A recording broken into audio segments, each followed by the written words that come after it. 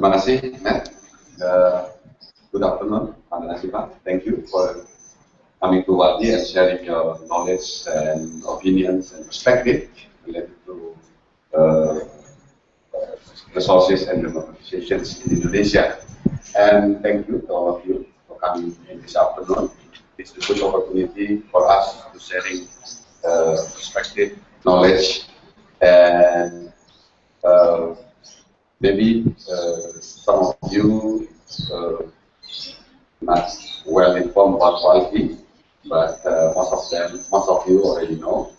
But let me introduce briefly about WALHI. WALHI is the largest Indonesian environmental NGO. We are operating in 28 provinces. More than 500 local NGOs are our members. And this year we will celebrate 34 years of WALHI. And WALHI very active on the advocacy and campaign related to natural resources, environmental, and climate change.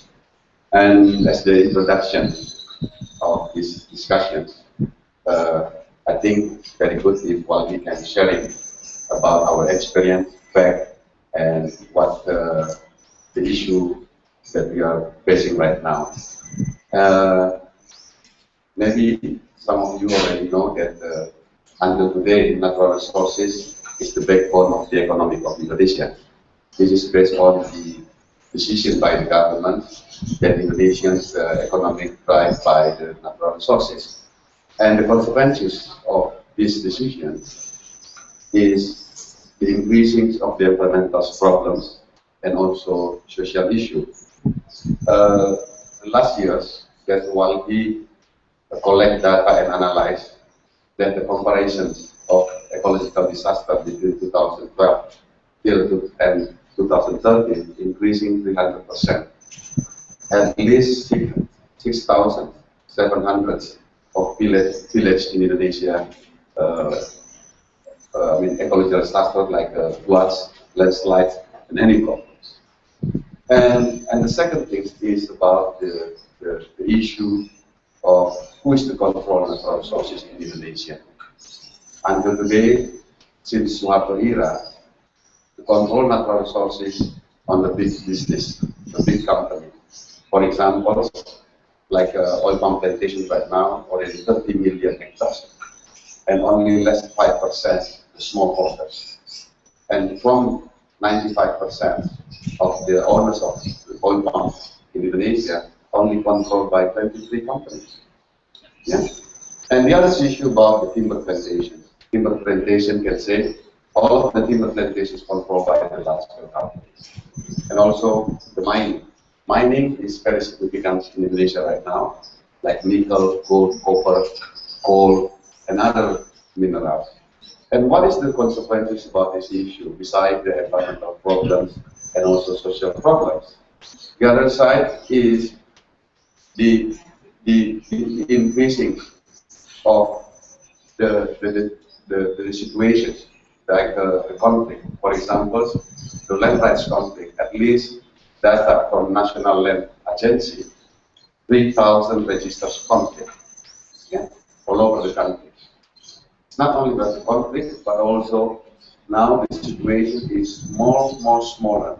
There is the land and resources controlled by the communities. For example, like WALHI already a long time ago, support community forestry, for example. Community forestry become more smaller, yeah, become more vulnerable and more fragile right now. And until today, there is not very strong government's policy how to support and strengthening the community forestry. And the second thing also is the shrinking of more become smaller. The agricultural land, yeah. Many agricultural land already converted to large-scale monoculture. So that's why until today Indonesia is net importer of rice. Even our government, Indonesia's government, has a commitment, has a vision to how to become swasembada. Swasembada is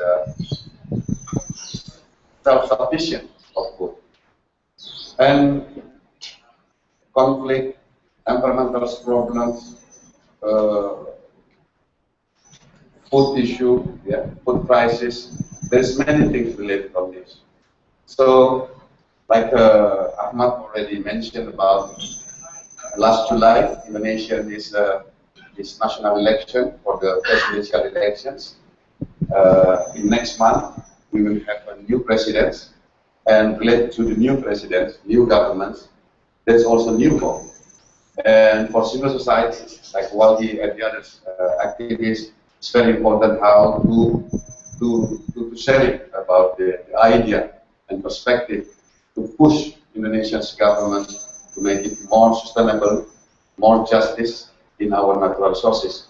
And we hope your visit and sharing today in WALHI can make it enrich our perspective and knowledge. Thank you again for Vandana Shiva, and I hope you enjoy discuss with us. Dan untuk kawan-kawan semua, tidak usah terlalu khawatir, nanti kita sediakan waktu untuk berfoto, mungkin beberapa sudah. Jadi, terima kasih untuk kehadirannya. Mungkin tadi saya pengantar saya sedikit lompat-lompat, tetapi poinnya memang kita dalam situasi yang perdebatan yang cukup tinggi, di mana ada banyak pandangan sekarang kita harus shift dari natural resources base mungkin ke sumber yang lain. Salah satu yang dipikirkan itu adalah banyak saat ini bagaimana Indonesia memang mengandalkan sumber daya manusia yang cukup baik, berkualitas, menjadi kekuatan pembangunan nasionalnya. Tetapi kalau kita lihat di dokumen RPJM yang terbaru, sumber daya alam, ilmu pengetahuan dan teknologi, dan sumber daya manusia. Artinya, sumber daya alam masih menjadi tulang punggung dan ancaman dan tantangan kita di dalam bagaimana mengelola dari keputusan politik ini, keputusan model pembangunan kita menjadi satu tantangan. Dan tentu sebagai masyarakat sipil, sebagai akademisi dan giat di bidang-bidang lain, media juga memiliki peran penting bagaimana menuju Indonesia, dan semoga diskusi hari ini bisa berjalan dengan baik.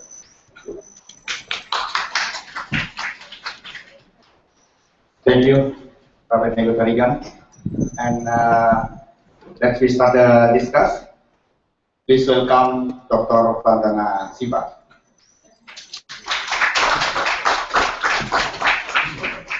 Thank you, Emma. It's a pleasure to be here at WALHI. I've worked closely with WALHI in the lead up to Rio, the original Rio of 1992. And I'm so glad that you're all addressing the agenda for the new government, because the only way the new government will do something different from the old government.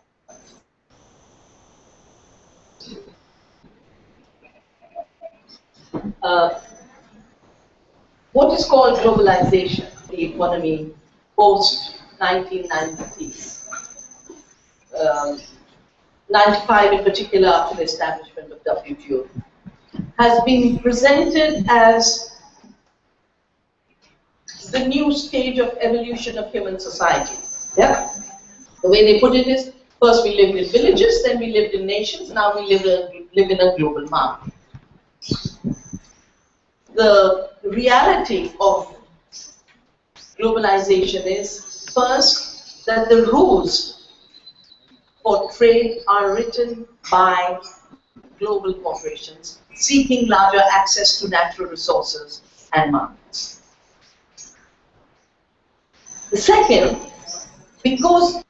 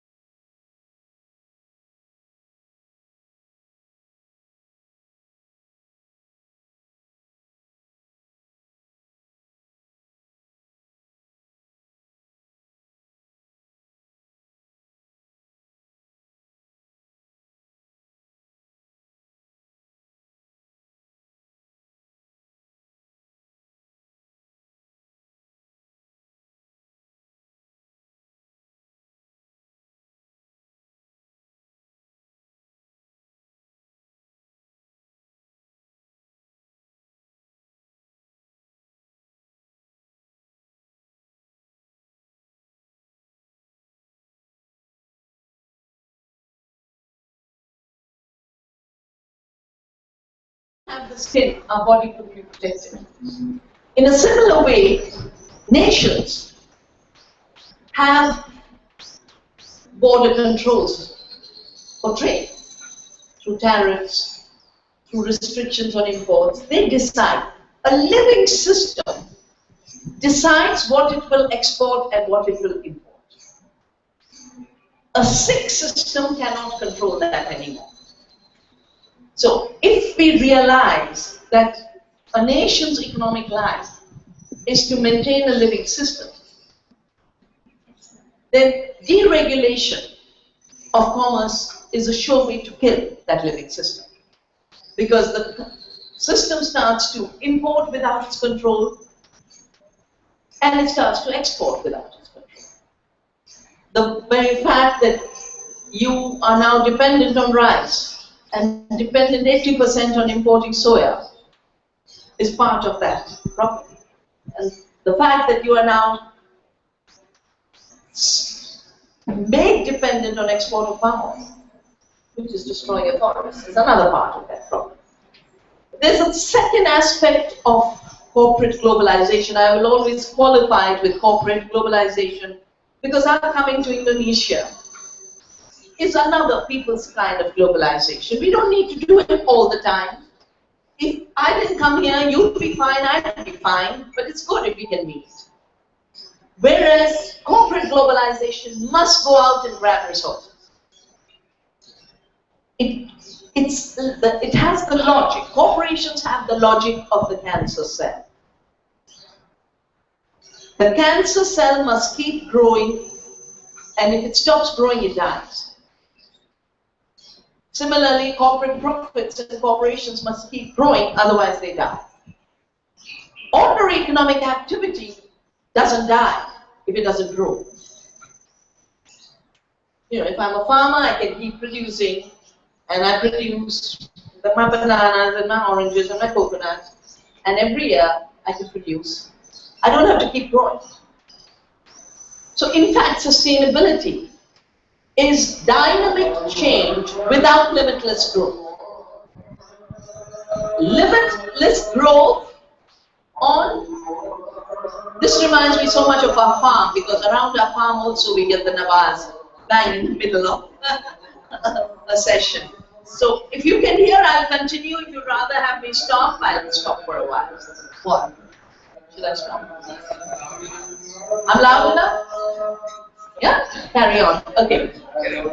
So like the cancer cell once talked, the logic has been we can have limitless growth on a planet where there are ecological limits. And that is ecologically impossible.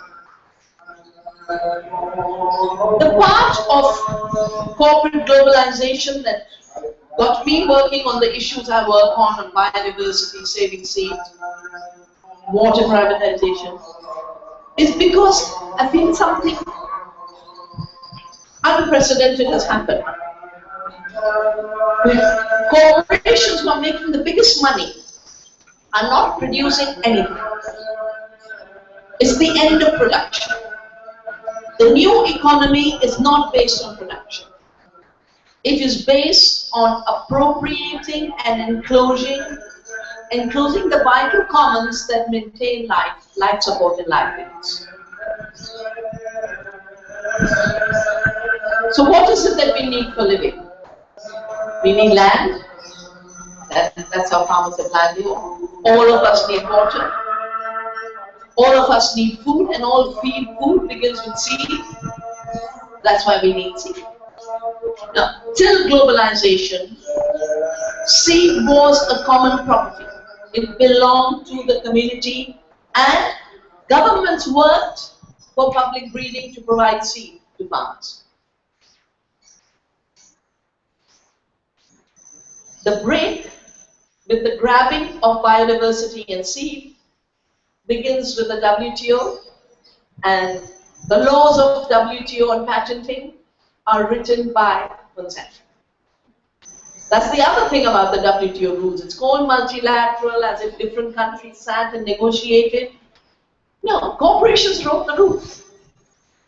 Monsanto has admitted, its representative gave a speech in Washington soon after the WTO came into force in 1995. And this representative called James Enyart said, "We've achieved something unprecedented in history. We wrote a law and took it to our government, which then imposed it on the rest of the world." This is the Intellectual Property Rights Agreement. We were the patient, diagnostician, and physician all in one. And what was it that they were defining as their being a patient? They say, our problem is that farmers save seeds.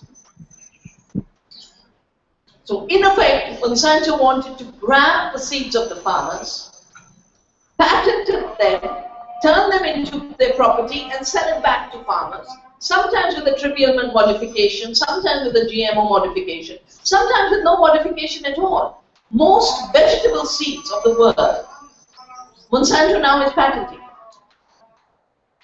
And those are not necessarily genetically modified. They've pirated an old Indian wheat variety, which was not genetically modified, but they patented it. We had to fight that case. So the grabbing of seed and biodiversity is through patenting and privatizing what I call the intellectual and biological commons. The intellectual and biological commons, because there is no way you can have seeds without knowing about it and growing it.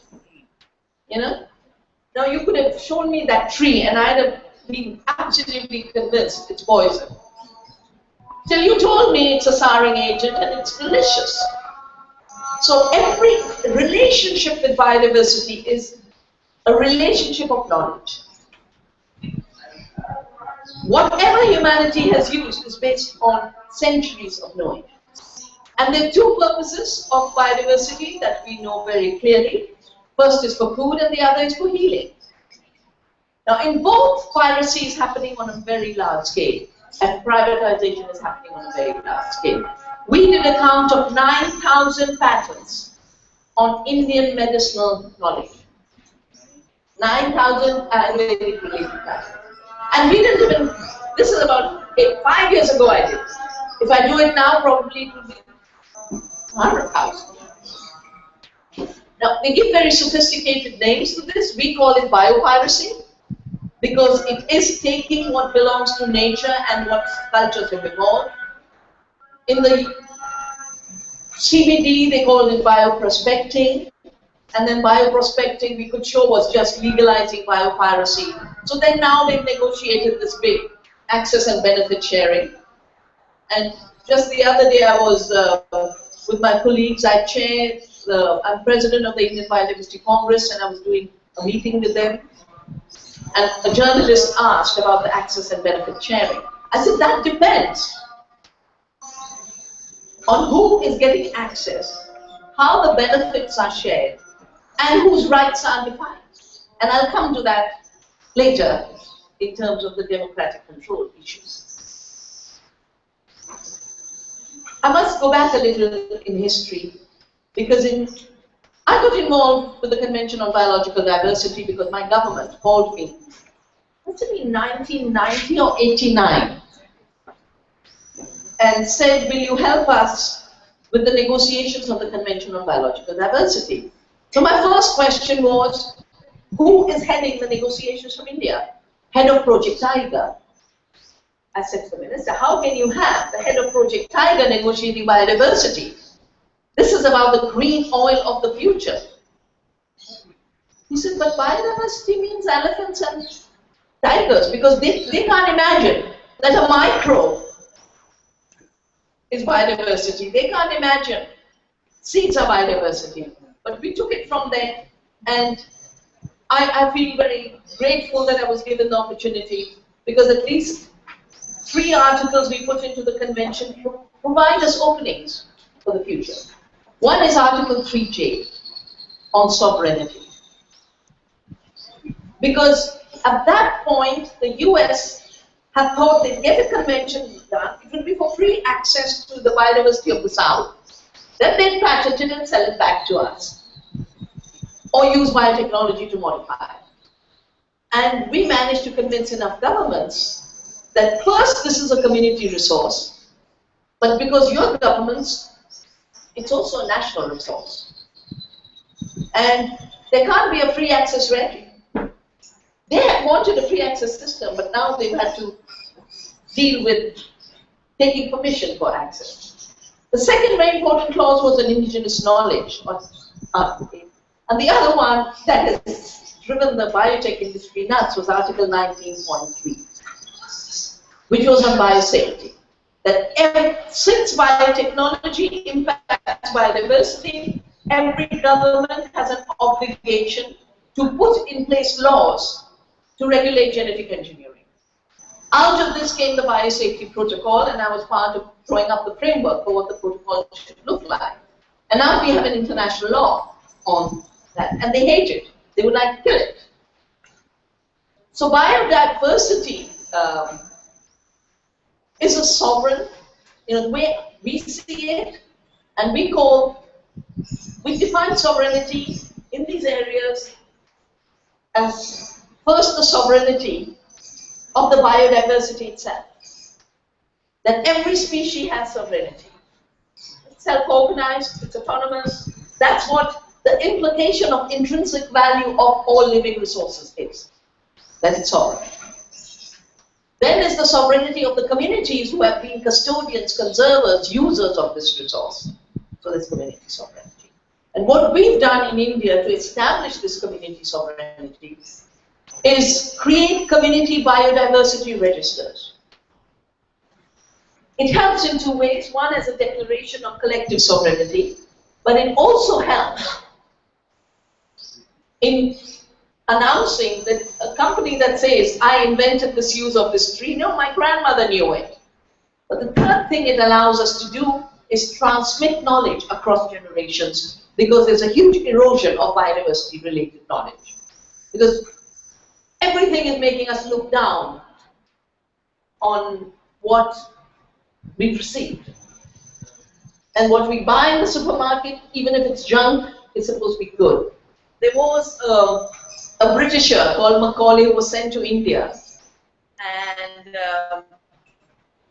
he came and said they are so prosperous. And I'm sure one would have said, the Dutch would have said the same about Indonesia.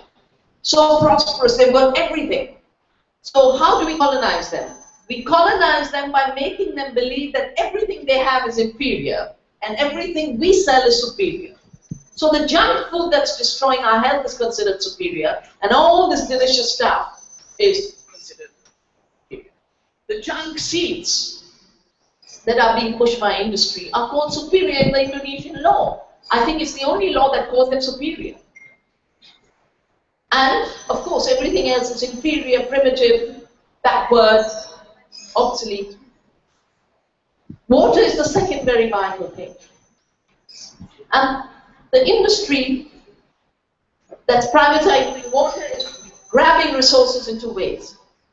One is through taking over public distribution systems of towns and municipalities. And two examples of this, and people reclaiming it, is Bolivia, where World Bank forced the water to be privatized. The contract went to Bechtel, and Bechtel increased the price of water 6 times, 6-fold. But worse, you couldn't harvest on your rooftop. They said even the rain is ours. You couldn't pull water out of a private well. They said even that well is ours. In Bolivia. And the Bolivians rose because they couldn't afford water. They rose, had a protest, went on for very long. At the end of it, Bechtel was thrown out. And at the end of it, a new government was formed, and Evo Morales, who is now the president of Bolivia, who's an indigenous person, came out of that movement.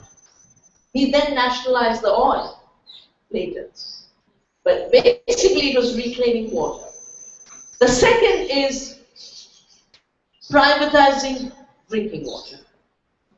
Yeah? Now, drinking water in villages has been available in our wells, in our streams. In cities, municipalities looked after it. I was leaked a document from Monsanto by an employee of Monsanto from their sustainability division, and it was on privatizing water. And this document said, the first paragraph was, water is getting polluted, water is depleting, and if we invest in water as a commodity, our profits will be limitless because everyone needs water. That is sustainability. So I immediately wrote a critique. I said sustainability of profits is not sustainability of the resource. And luckily, the noise became so big that they withdrew from privatizing water. But the bottled water companies are very big players now. And in Indonesia, they've taken over. You know, Nestle and Danone. We threw Coca-Cola out in 1977. So in India, we actually have a cola drink called 77. 77. I think they've destroyed it now. Coca-Cola's wiped it out. But Coca-Cola was able to come back because of globalization. And they started to set up plants. I got a call from a remote village in Kerala. They come and support us. We've been protesting against Coca-Cola for 1 year. So I went down to support them. That was 2002. Women were protesting in front of Coca-Cola because any bottled water company requires to mine water. Either they fill it from a tap and pretend it's mineral water, or they mine water. A typical Coca-Cola plant uses 1.5 to 2 million liters of water a day. And per day. And that means the richest water source can disappear, which is what happened to this place in Kerala. And women were having to walk for 10 miles to fetch water. And then this older woman, my lama, who's no more, said, we've got to stop this company. I supported them. We built up legal strategies, political strategies. A very important decision was made at the High Court of Kerala. Because the local, we have local panchayats, local government. Once the movement grew, and I called up all the political bosses, I said, the panchayat is controlled by you. How on earth can you allow Coca-Cola to be in this village? They then said to the panchayat, make a decision to withdraw the license. So they withdrew the license. Coca-Cola challenged it. The case went up to High Court. And the High Court judge ruled. This is so important for the discussion we are having today. The High Court judge said, water is a common resource.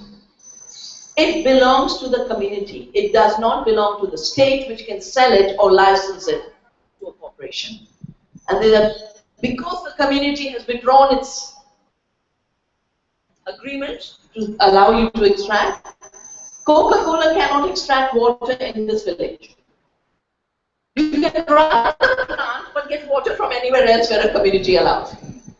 Plant has been shut in 2004, from 2004. And since then, we built up a Coke. We call it Coke Pepsi Free Quit India. Yeah, we made Coke Pepsi free zones. 4 plants of Coca-Cola have shut since that time. Reclaiming water as a common resource, as a community resource. Then you come to land. Of course, the land grab takes place every time there's a mine. Land grab takes place every time there's an urban expansion, because urban expansion is no longer driven by people migrating on a natural rate and building cities. It is being driven by a real estate development lobby speculating on construction. And we've seen this around Delhi. Delhi has exploded. Land is being grabbed. Last year, 2 years ago, when they were grabbing land to expand Delhi, and the farmers were saying, no, this is productive use. We have farmed here for generations, and we want to continue to farm here for generations. 5 people were killed right in Delhi, just outside. And that changed the entire thing. It's not, as you mentioned, land grabs happening everywhere, and conflicts over land grab are taking place everywhere. Even China, that 100,000. China's not growing without resistance from people whose land is lost. As a result of these protests, and we have a very fat report, which I didn't carry, it's called Land Grab in India. And it's every land grab story in which I've participated through offering solidarity. Many of them have been successful, some have not. I'll give you a simple example. There's a mountain called Niyamgiri, which means the mountain that upholds the sacred law. And the most ancient tribes live there, and they've made a choice to stay within their customs and their norms. A very big company called Vedanta, owned by an Indian, but he lives in England. He's big in aluminium. He's been eyeing this. He built an aluminium factory. He's been eyeing this. It hasn't been possible for him, both because the tribals have protested, but we've shaped laws that recognize their rights. And a lot of people say that film Avatar is inspired by the story of the tribals fighting against this big giant. Because we have some Korean guests here, there's a company called POSCO, which has been, there's a big land grab on the eastern coast of India, which is the one that's connected to Indonesia. The weaving there is like this, Orissa, it's exactly like your weaving. Yeah. You know? And what did this come from Indonesia? No, it's not. It's come from India. And they have a festival called Bali Yatra, because they used to come to Bali all the time. Now that large area, the river, the delta, the coast, with a captive mine, a captive power plant, a captive port, and a steel plant. We were supporting this movement because it's violating every law.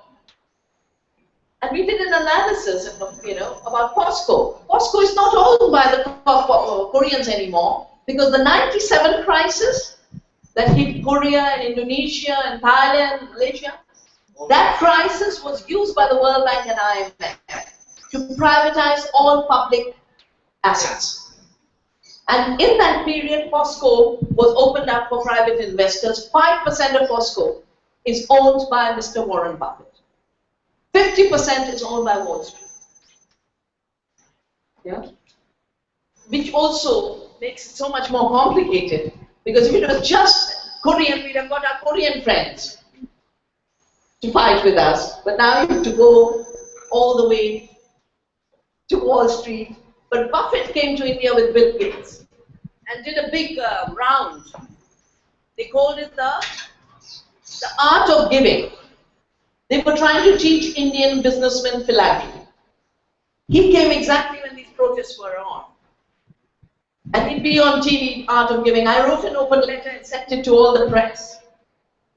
Stop the art of grabbing, and then talk the art of giving. I said, all your money is coming from resource grabbing.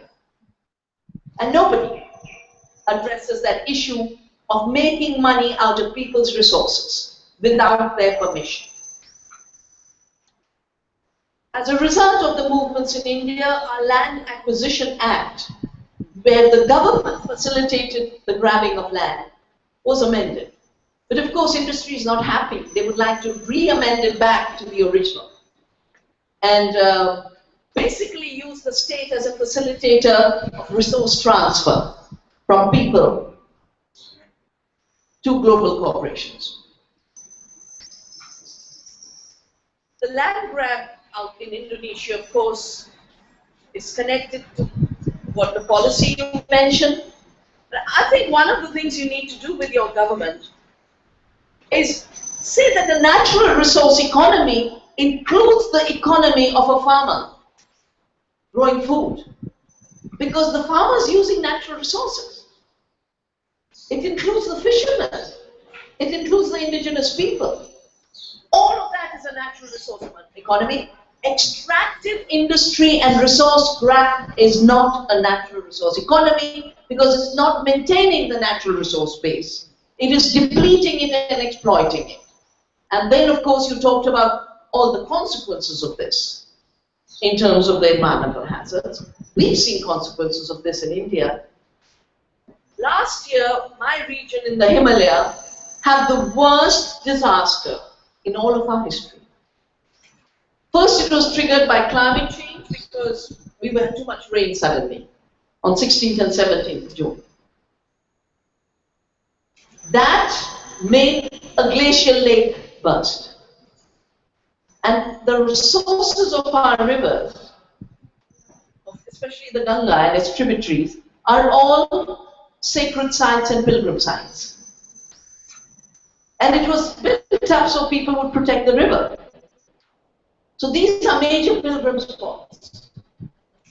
And there were a large number of pilgrims visiting these places.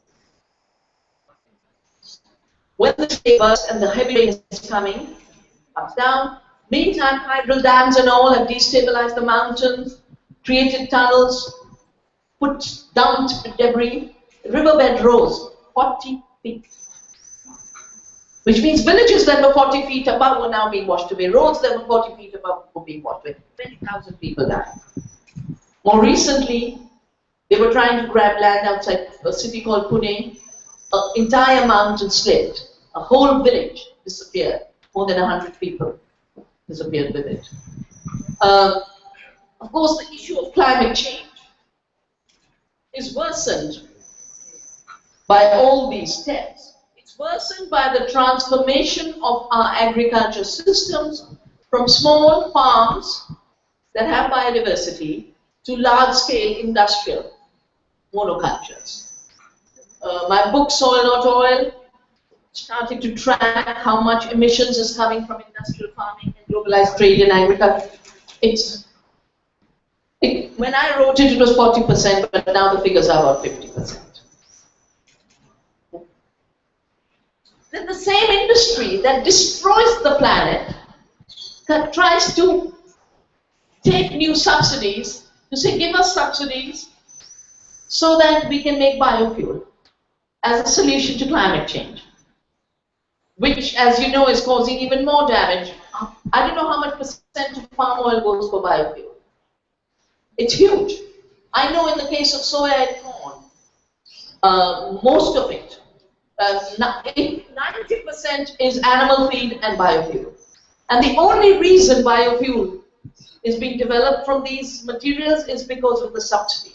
Because it's the subsidy that brings the profit, not the actual production. The production is net negative. You need more fossil fuels to convert palm oil or soya oil or corn oil into a biofuel. Then you replace. So in fact, you're using more fossil fuel in the process. And in addition, the fertilizer, in addition, everything else is getting worse. This is also connected to a new resource grab that I'm having to fight a lot, which is the new generation of biopiracy, and it's linked to climate-resilient crops.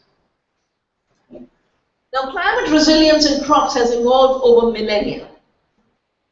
And farmers in coastal areas had selected for flood-tolerant and salt-tolerant. Farmers in drought-prone areas had selected for drought-tolerant. What the companies are doing now is pretending they're doing genetic engineering, but you cannot engineer climate resilience. It is what we call a multi-genetic trait. They can only move single genes. So what they're doing is grabbing all these seeds and resources, and in the seed banks, like in the Indonesian seed bank, it will be known, this is a flood-tolerant rice, this is a salt-tolerant rice, this is a rice that gives you good iron, this is a rice that gives you good whatever. It's all in the data of the collection. They collect all that, and then they run it through computers. And they literally run a lottery ticket. And there are factories now where you will have 1,000, 2,000 computers doing the genomic mapping of our biodiversity and guessing which part of the genome might have a role in what trait. They don't know. They don't have that knowledge, they guess. And they literally say, and we make a lottery. We make a lottery to bet on the 100 winners which we patent. I've had debates with some of these people, and they say, but we have big data. We have so much data. I said, you have data, our farmers have knowledge. That's the difference. You can do nothing with that data if you don't have that seed. But farmers, if they don't have the data and have the seed, they can produce food. So we're getting new forms of resource grab through consolidation. First, you got consolidation within the sector. So agribusiness became 5 businesses. Seed corporations became 5. Water companies became 5. The oil anyway was always concentrated. Now they are collaborating across sectors and becoming one. I'll give you 2 examples for this. Because we have to know about this kind of resource grab, because otherwise they dodge. When there's a protest here, they dodge and go somewhere else. Monsanto now controls the biggest climate data company. It's betting on climate change as a market. It's also trying to push in the climate treaty a nonsense about what they call climate smart agriculture, where use of Roundup they're trying to push as climate smart, which it isn't. They have managed to buy the biggest soil data company. Of course, they have the largest number of seed patents, and they control governments. For your new government, getting them alert on these issues is so very important. So they can make decisions for the interests of the people and the sovereignty of Indonesia. A second convergence that is, I've written about it in my book, Making Peace with the Earth. I don't know how many of you went to Rio +20 to Rio +20. No. In any case, the big issue there was the green economy. Yeah? And the industry had organized itself. So agribusiness, converging with the chemical industry, converging with the fossil fuel industry, converging with the pharmaceutical industry, all of them wanting to grab all the green resources of the planet as raw material. As they wrote in their report, most of the biodiversity of the world and biomass of the world isn't used. Of course it's used. It's either used by nature or it's used by local communities. But it might not be used by them. They said only 25% is used because that's the part they control. They want 100% of our green resources. And they want to convert what is a finished product into a raw material, where it will not matter what the raw material goes for. We've seen this beginning with corn and soya. It's not food. It's going for biofuel and animal feed. They want the same corn to make plastics. Cargill is already making that. They want the same corn to make high fructose corn syrup. Biofuel is another thing. You can already see how they're taking what generates life for local communities and for local ecosystems and the planet's ecosystems, convert it into raw material that they control. And they would like to convince our governments that's the way of progress. So how do we deal with a future of community-based small-scale economy in the world? And how do we ensure more enlightened policies are adopted by more enlightened governments? I think first is any government that knows all this will make sure they don't want to be wiped out. Because a government that gives into this makes sure only dictatorship survives. Because this is an economic dictatorship, and an economic dictatorship requires a political dictatorship. So a democratically enlightened government will want to strengthen democracy. But they will only feel the urgency to do it when they realize what are the threats of the resource grab and the resource dictatorship. I think there are 2 levels for defending community rights to resources, strengthening economies of the communities and building more small-scale economies, defending what exists and creating new options. The first is, as I mentioned, when natural resources is used, it's always suggested that something to take. And I think it would be really powerful for the Indonesian environmental movement to look at the Universal Declaration of the Rights of Mother Earth that we have drafted after the failure of Copenhagen. Evo Morales is the one who took the initiative. And basically the idea was, he said, I came here to defend the rights of Mother Earth, and you are defending the rights of polluters. Because Obama announced, even before the negotiations were over, that he'd come to conclusions with the 5 BRICS countries to kill the UNFCCC and all binding treaties and to leave it as a voluntary political commitment. That draft doesn't have to be adopted as it is, but it can be adapted to the conditions of your local communities, where the rights of local communities and rights of the earth become one set of rights. That's the only way we'll be able to move the environmental movement forward, where the rights of the earth and the rights of people become one set of rights for a more just, more sustainable, more peaceful future. I think the second very important work is the work on actually seeing how much contribution local economies make. Because GDP does not calculate local economies. GDP will calculate a resource extraction in a mine as contributing to GDP.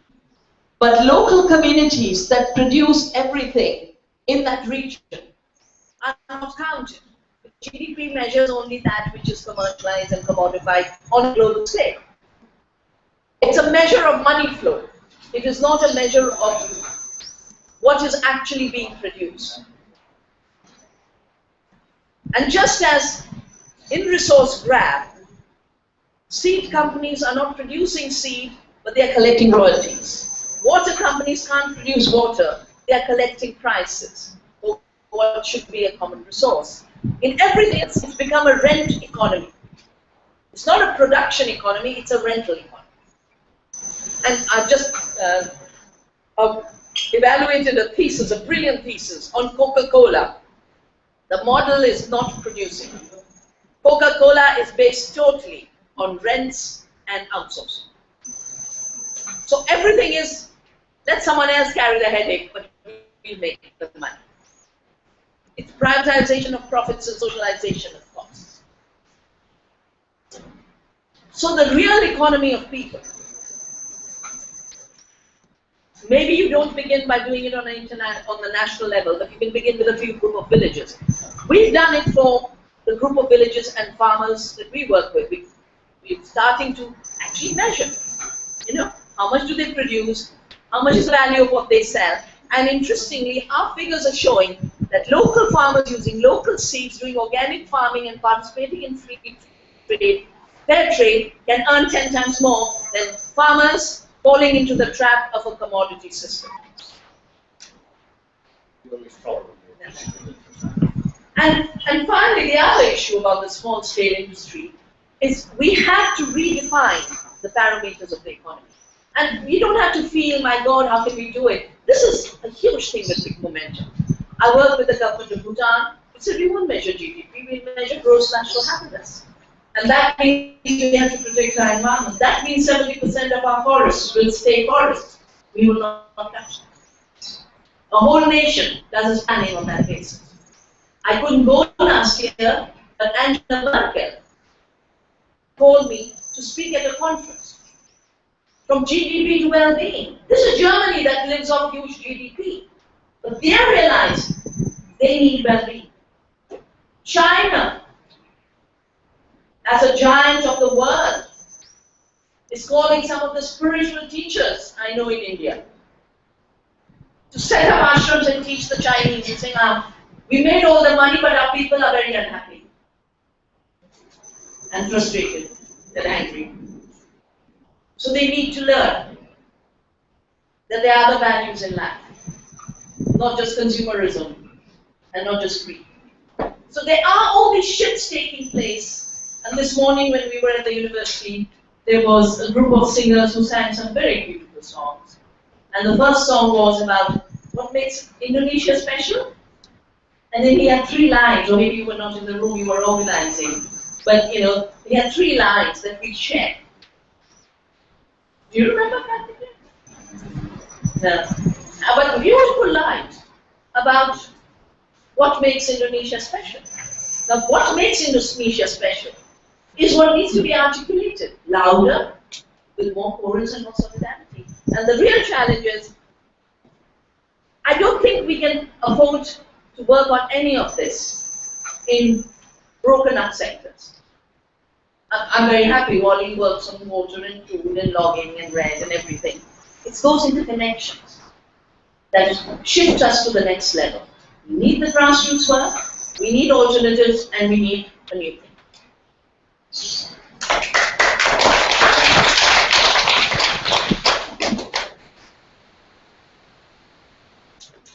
Finally, yeah, okay. We have 3 questions first, and who will be the first for the question? John. Okay, next after John.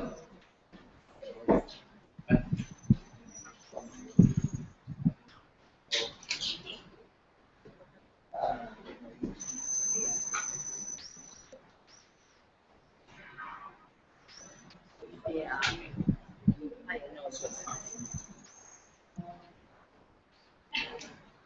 After 10 minutes, I think. The first one, John. Okay, and the next one is okay. Nobody. Oh, Parasofa. Okay, because John is the General Secretary of the Indonesian Green Party. So when he can ask, everyone is quiet. Okay. Last one. Assalamualaikum warahmatullahi wabarakatuh. Professor Vandana, my name is John Muhammad. I'm the Green Party of Indonesia as a General Secretary and also Chairman of Indonesian Community for Carnivorous Plants. Carnivorous Plants. Indonesia is the largest habitat for Nepenthes plant or pitcher plant. We call it pitcher plant. 70% species and natural habitat of the world pitcher plant is lying in Indonesian nature. We are now facing the very large-scale robbery of seed. Our seed now distribute to the European, United States, and everything. Apa ya? Selanjutnya, coba bisa dibantu ya. Sorry. Pertanyaan saya adalah, saat ini kami menghadapi suatu perang prinsip antara prinsip universalitas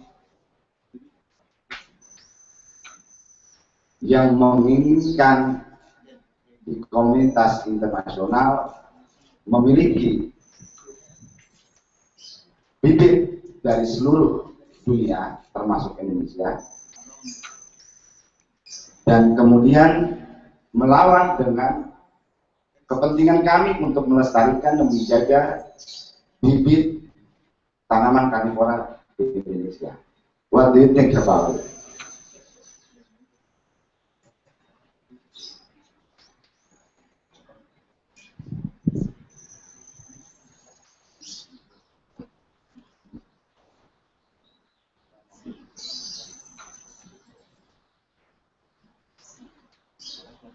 They call it Noah Project.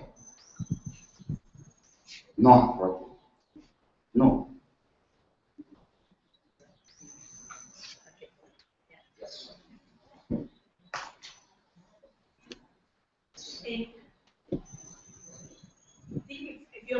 Noah project and you're mentioning that free, access to sea issue.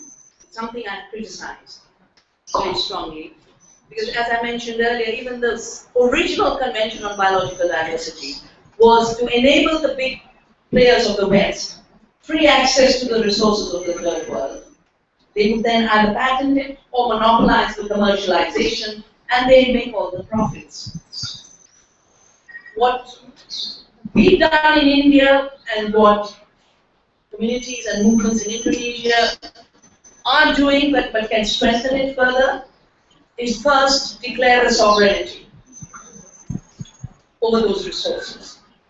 Not by putting community against community, but finding out this region has this set of plants. Then create a community biodiversity register of both the cultivated and wild plants. And since we are the custodians, we are the protectors, we protected it so far, we protect it for the future. And anyone pirating it will be dealt with in appropriate ways. What we did was we started to send postcards to all the companies that were patenting and pirating. I said, come to the village and explain to us why you've done it. And the WTO chief had to come to India. It's not that that letter will stop them, but the letter will make them realize they can't steal without people knowing. You to make their tax public. But that's one part of it. The second part of it is to build the local economy. To build a local economy using local seeds. So, for example, if it is true that these plants have a demand for the world, I would love to unleash a set of carnivorous plants on the Monsanto headquarters. But I think communities should organize the economic empowerment. So one is the political declaration of collective ownership and collective responsibility. Because in our cultures, rights flow from responsibilities. Resource grab takes place when there's no responsibility, but absolute rights to grab. So we have to shift the moral discourse. We've protected this, we will protect it. And then from there, build the economies, where these things have a role. The fact that today we've had so much food based on local seeds and local organizations, creating local food systems. And it will need new lakes, but it's happening. That needs to be taken further. The way I talk about it is as Earth's democracy. We have to create living economies, living democracy, and living cultures. And all of that has to hold together.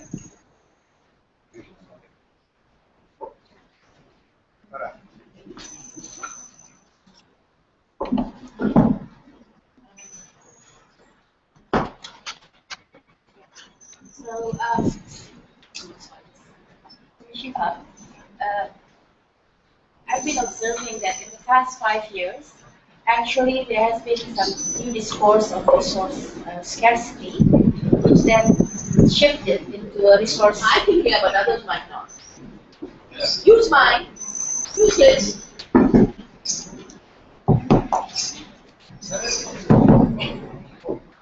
Yeah. Thank you. So, thank you. Ms. Shiva, I think in the past few years, we've been hearing a lot about resource scarcity. It's then now transformed into the concept of resource security, which then been progressed by countries, the same country that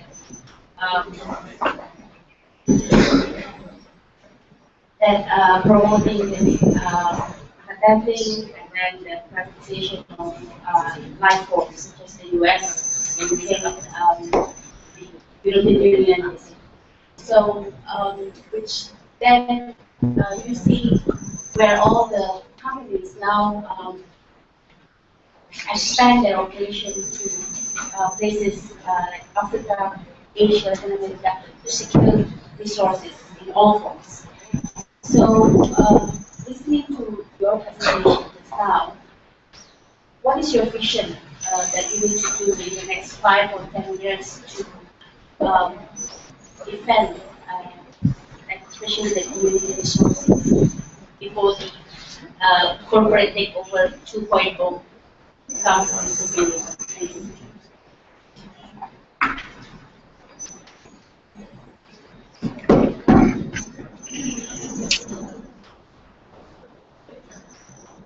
Yeah.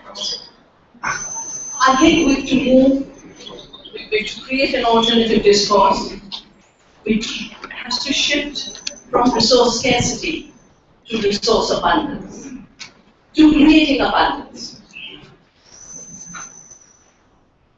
At one level, all resource grab, whether it be through colonialism or now, has been based on creating the illusion of scarcity, making it look like those who then grab the scarce resource somehow do more with it and can make it stretch and get it to more people. As they say, the cake must grow bigger.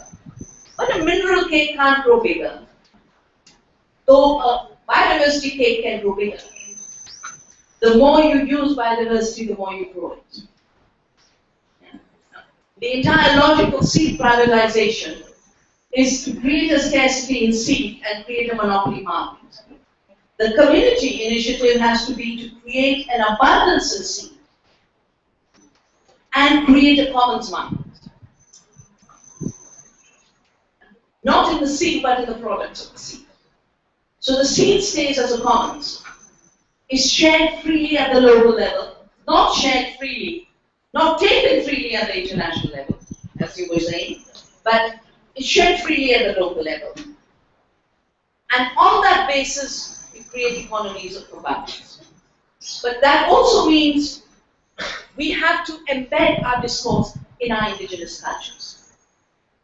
So I've been doing work on seed freedom. And a large part of it is to get people to talk about seed in their own languages and their own metaphors. That's our biggest alternative. No culture talks about seed scarcity because they know it's a source of abundance. But Monsanto will talk about seed scarcity. No culture will talk about water scarcity because they will do things to increase water availability through conservation. But Suez and Nestle will talk about water scarcity. So scarcity is used by those who would like to control, privatize, and grab the resource.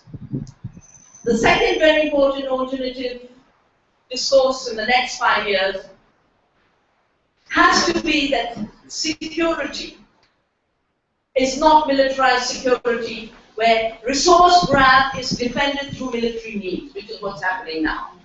But real security is ecological security. And ecological security is built by local communities and their stewardship. So we shift from militarized concepts of security to concepts of ecological security and community ownership. And these are the areas in which I feel where if we do 3 things, we can have a big impact.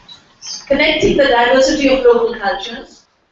I've already told Hayu, next year I'd love to put together a book on what the place, the earth, the soil means to different communities. How they talk about it, what is their language, what is their care, what is their culture. And that will be the counter of Monsanto saying, we are going to tell the farmers from the skies which corner of this field we should plant what. That's what they want, a total control system from satellite. And we embed the knowledge back into the land. That local diversity, building that through national democracy into national sovereignty. And that's the work that you can really do to influence the government's decision. And finally, the international movement for sanity and survival, which is growing very fast. It's growing as fast as the movement for insanity and destruction. Okay, thank you. Ladies and gentlemen, Vandana Shiva.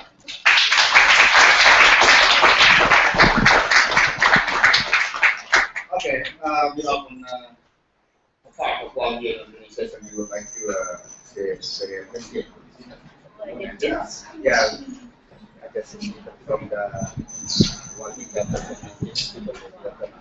So this thing of soil and land, should really do it in chapters every way. Work with Hayu. Okay. I think Okay. Ali.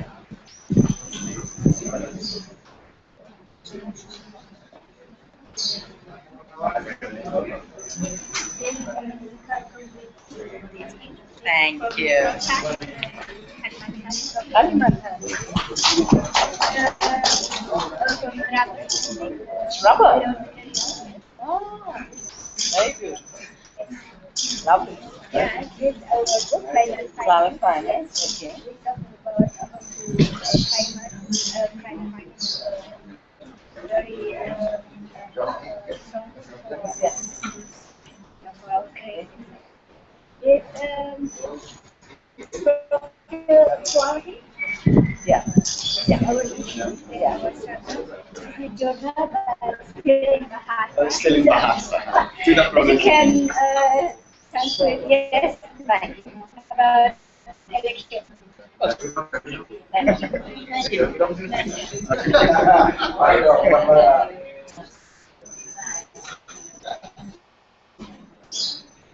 Okay. Okay, probably we have more 5 minutes only. If you need to take a picture or something in front, please. Or something. I think it's only totally dependent on Hayo. Oh, okay. That he wants to know this.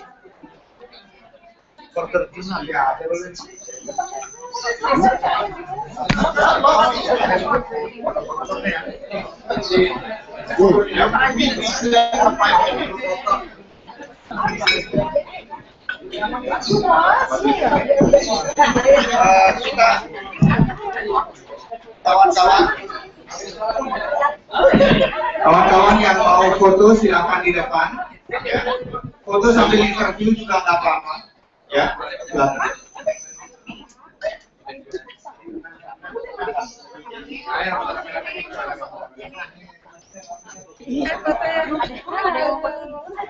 Jo, lu mau ke Kalteng ya? Yo, dong. Gak apa-apa, itu nggak difoto sama si mainan sebelahnya. Kita diam dulu Pak Tiko.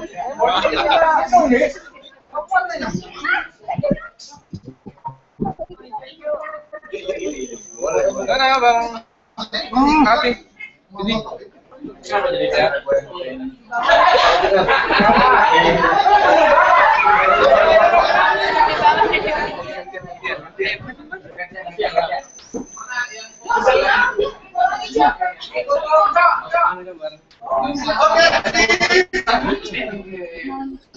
Banyak